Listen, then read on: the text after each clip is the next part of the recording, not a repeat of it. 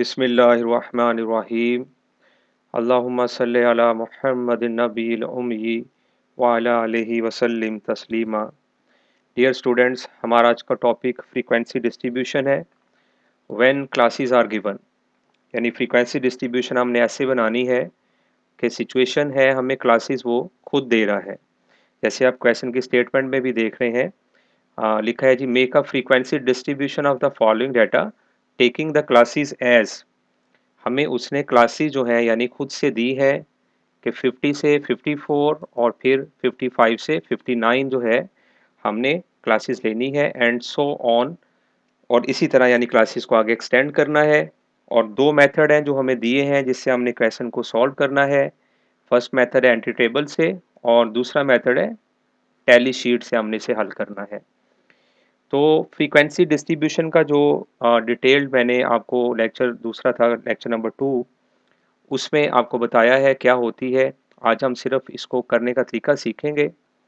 तो देखिए, हमें डाटा सेट दिया हुआ है और फ्रीक्वेंसी डिस्ट्रीब्यूशन का कोई भी क्वेश्चन होगा तो हमने सबसे पहले उस क्वेश्चन को हल करने के लिए रेंज निकालनी है। ठीक है, तो डाटा शीट पर चलते हैं और क्वेश्चन को सॉल्व करने का तरीका हम समझते हैं। तो देखें जी, क्वेश्चन को सॉल्व करने के लिए हम सबसे पहले रेंज निकालेंगे, चाहे हमने एंट्री टेबल का मेथड यूज़ करना है या फिर हमने टैली शीट बनानी है। तो पहले हम एंट्री टेबल के तरीके से इसे हल करेंगे। तो मेथड चाहे कोई भी हो, दोनों में से हमने सबसे पहले रेंज निकालनी है और रेंज का फार्मूला आपके सामने है, x m minus x naught. तो एक्स एम से मुराद है जी, जो डाटा सेट हमें गिवन है उसमें सबसे जो बड़ी वैल्यू है, मैक्सिमम वैल्यू, उसको हम एक्स एम के साथ डिनोट करेंगे। और जो सबसे छोटी वैल्यू होगी उसको एक्स नॉट, ठीक है, एक्स ज़ीरो यानी जो लिखा हुआ है, इसके साथ डिनोट करेंगे। तो अब हमने देखना है जी, हमारा जो डाटा सेट है इसमें सबसे जो बड़ी वैल्यू है डेट इज़ 85। ठीक है, तो एक्स एम की जगह पे हम 85 पुट कर देंगे। तो यहाँ पे 85 आ जाएगा और माइनस एक्स नॉट जो है, छोटी वैल्यू देखें जी डाटा सेट में तमाम वैल्यूज़ में से हम नोट करेंगे सबसे छोटी वैल्यू जो है डेट इज़ 50। तो इस तरह से 85 माइनस 50 करेंगे तो हमें आंसर यहाँ मिल जाएगा जी 35।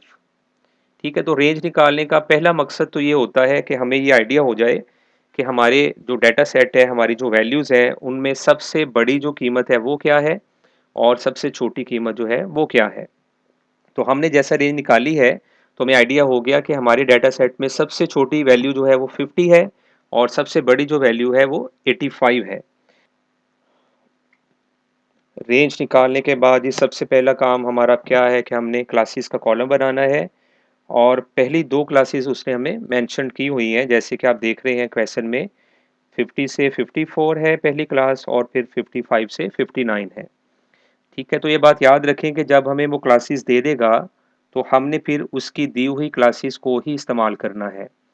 जैसे हमें पहली क्लास दी है 50 से 54, तो हम इसे पहली क्लास के तौर पे लिखेंगे। फिर 55 से 59 दूसरी क्लास दी है, तो इसको हमने दूसरी क्लास में लिख लिया 55 से 59। ठीक है जी, तो अब इन क्लासेस की मदद से हम एक आइडिया लेंगे क्लासेस है वो कैसे बनानी है। तो पहली जो दो वैल्यूज़ हैं, पहली दो क्लासेस की यानी जो लोअर लिमिट्स हैं, उनकी मदद से हमने सबसे पहले इनका इंटरवल फाइंड आउट कर लेना है ताकि हमें ये पता चल जाए कि अगली क्लासेस हम किस तरह से बनाएंगे।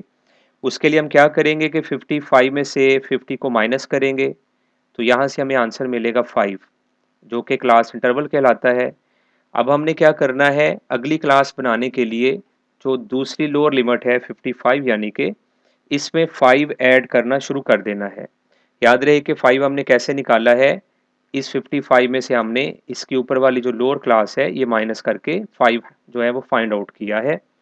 तो अब हम 55 में कॉलम के रुख पे यानी हम चलेंगे, 5 मज़ीद ऐड करेंगे तो यहाँ पे 60 आ जाएगा।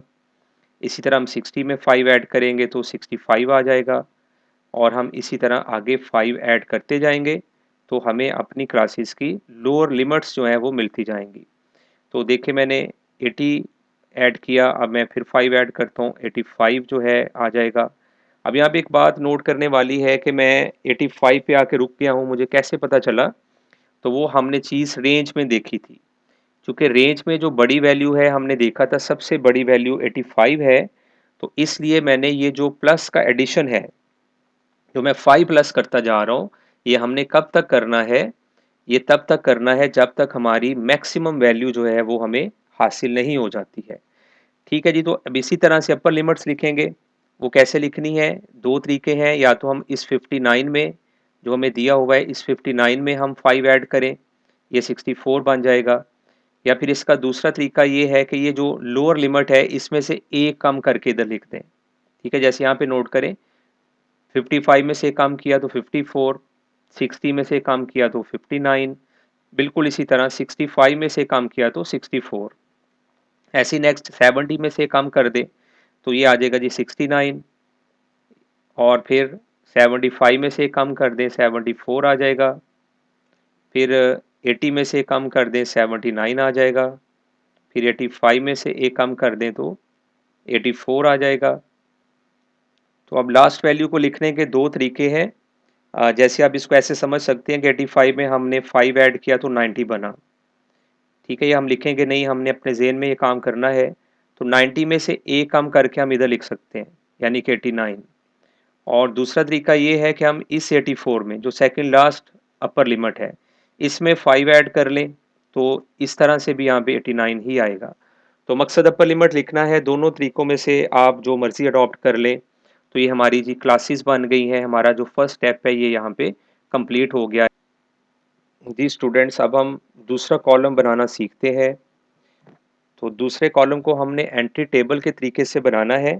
तो एंट्री टेबल के तरीके का मतलब क्या है?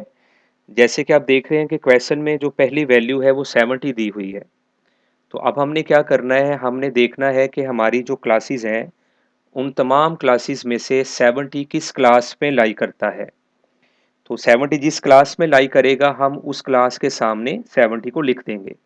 तो जैसे कि हम देख रहे हैं 70 इस क्लास में लाई करता है, मैंने 70 को इसके सामने लिख दिया। चूँकि क्लास 70 से लेके 74 तक जो वैल्यूज़ हैं, इसको ये कंटेन करेगी। दूसरी वैल्यू हमारी 85 है, तो इसी तरह मैंने देखा जी 85 हमारी लास्ट क्लास जो है इसके अंदर लाई करता है, तो 85 को मैं लास्ट क्लास के अंदर लिख दूँगा। 85 से 90 89 तक की जो वैल्यू की क्लास है। और तीसरी वैल्यू 75 है, तो 75 को जहाँ पे 75 लाई कर रहा है उस क्लास के सामने लिखूँगा।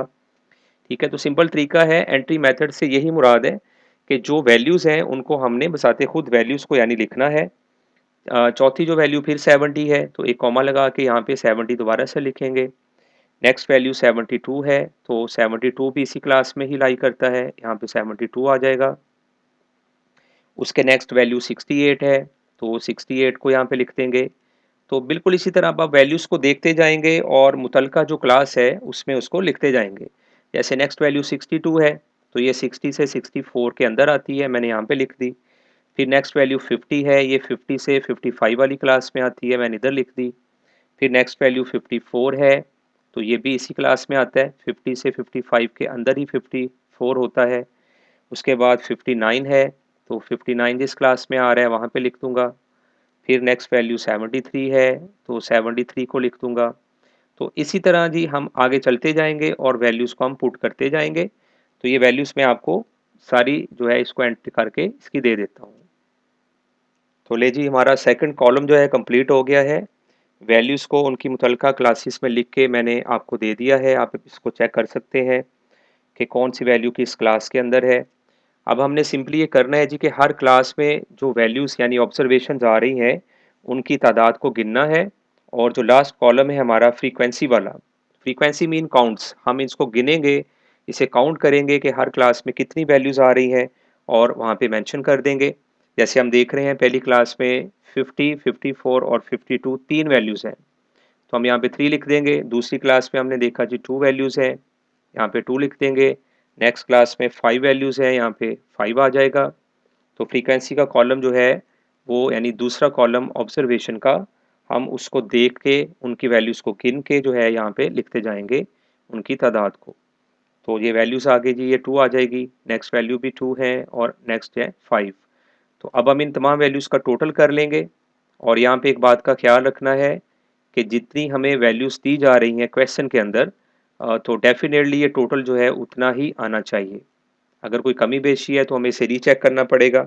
कि कौन सी वैल्यू हमने कम लिखी है या फिर ज़्यादा लिख दी है। तो इस तरह से जी हमारा जो एंट्री टेबल का मेथड है वो कंप्लीट हो गया है। जी तो स्टूडेंट दूसरे मेथड पे बात करते हैं जिसका नाम टैली शीट है। तो टैली शीट के मेथड में देखें मैंने क्लासेस को लिख दिया है उसी तरह जैसे बिल्कुल हमने पिछले मेथड में बनाया था। क्लासेस बनाने के तरीके में कोई फ़र्क नहीं है, सेम बिल्कुल उसी तरह हम बनाएँगे जैसे हमने पिछले मेथड में बनाया था। फ़र्क पड़ेगा दूसरे कॉलम के अंदर। दूसरे कॉलम में जो पिछला मेथड था हमारा एंट्री शीट का, उसमें हमने इसको जो वैल्यूज़ हैं उनको मुतलका क्लास में लिखा था। अब हम यहाँ पे इस मेथड में जिसे टैली मेथड कहा जाता है या टैली शीट कहा जाता है, इस मेथड में हम वैल्यूज़ को नहीं लिखेंगे। ठीक है? तो अब हमने ये देखना है हम इसमें क्या करने जा रहे हैं। तो देखें पहली वैल्यू 70 है और हमें बताया जी 70 कौन-सी क्लास में आ रहा है। तो अब हमने 70 लिखने के बजाय इस क्लास में एक सीधी स्ट्रेट लाइन लगा देनी है जैसे हम 1 लिखते हैं। ठीक है? तो ये जो 1 है या ये जो आई की तरह हमने लाइन लगाई है, ये 70 को रिप्रेज़ेंट कर रही है। इसी तरह दूसरी वैल्यू 85 है, तो 85 जिस क्लास में लाई कर रहा है, उस क्लास के सामने हम एक लाइन लगा देंगे। ये टैली लाइन भी कहलाती है।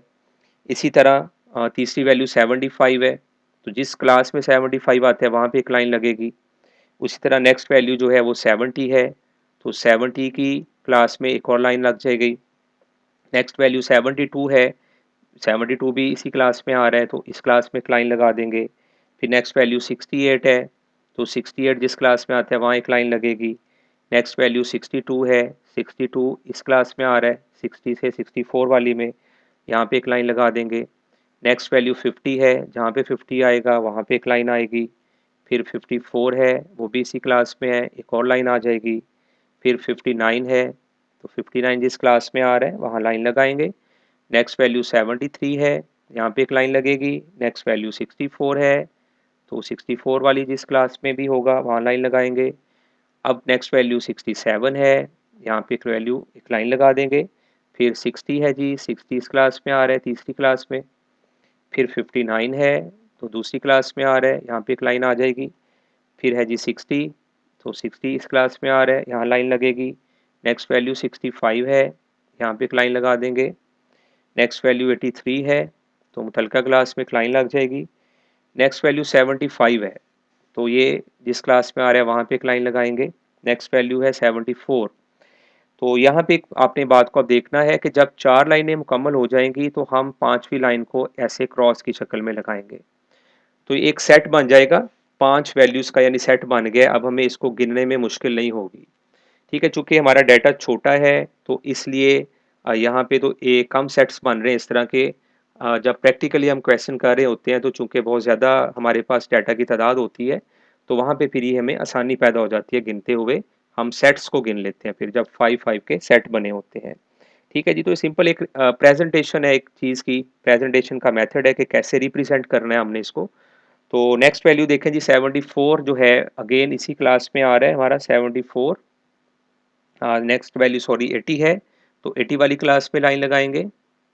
उसके बाद 64 है, तो 64 फिर देखें जी 5वीं वैल्यू बनती है, तो ऐसे क्रॉस कर देंगे। फिर 71 को 71 वाली क्लास में अब नेक्स्ट पे लिखेंगे। फिर 52 है, इसको पहली क्लास में आ रहा है, यहाँ पे लिख देंगे। फिर 72 है जी, तो जिस क्लास में आ रहा है वहाँ पे 72 उसकी लाइन लगा देंगे। अब अगला काम वही है, हमने देखना है कि हर टैली वाले कॉलम में जो वैल्यूज़ हैं उनकी तादाद कितनी है, लाइनों की तादाद कितनी है, उसे गिन के तो फ्रीक्वेंसी वाले कॉलम में लिख देंगे। जैसे हम देख रहे हैं जो पहली क्लास है इसमें 3 टैली के निशान हैं, तो हमने 3 लिख दिया, दूसरी में 2 है और नेक्स्ट में 5 है, उससे नेक्स्ट में 3 है, उससे नेक्स्ट में जी 7 है, फिर 2 है, फिर 2 है और फिर 1 है। तो हम इसका टोटल बना लेंगे जी, टोटल देखें करेंगे तो ये आंसर जो है ये हमें मिल जाएगा 25। तो इस तरह हमें टैली शीट के मेथड से क्वेश्चन को करना है कि सिंपली वैल्यूज़ की लिखने की बजाय वैल्यूज़ को हमने लाइनें लगानी है, बार्स लगानी है और फिर 5वीं बार पे उसको क्रॉस कर देना है। तो आई होप कि इस टॉपिक में आपको दोनों मेथड जो हैं वो समझ आ गए हैं कि टैली शीट से हो या एंट्री टेबल से करना हो हमने, तो फ्रीक्वेंसी डिस्ट्रीब्यूशन को हम कैसे बनाएँगे। तो नेक्स्ट वीडियो में मिलते हैं जी, तब तक के लिए अल्लाह हाफ़िज़।